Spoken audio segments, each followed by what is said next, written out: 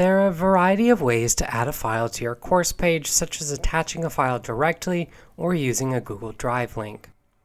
One way to add a file directly to your course page is to drag and drop. First, turn editing on, open the folder your file is in, then drag and drop it into Moodle. Be sure to rename the file to something student-friendly. If you're adding an image file, Moodle will ask how you want to add it.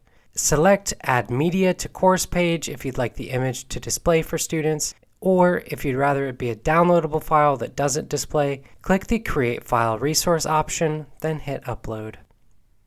Additionally, you can go to Add an Activity or Resource and select the File option, fill in the boxes here, and then click the big box, select Browse, find your file, click Open, then upload this file. Be sure to click one of the two Save buttons below when you're finished. If the file is too large, such as a video, you need to share it using YouTube or Google Drive, as Moodle storage is much smaller. Another option for sharing files to your students is using Google Docs or any of the other apps in the Google Suite.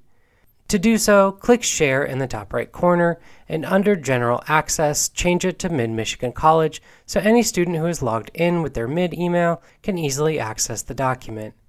Click Copy Link and add it as a URL to Moodle instead of as a file. See our video on adding a URL if you're not sure how to do that. If you need further file assistance, feel free to reach out to the Office of Online and Distance Learning. Thank you for watching.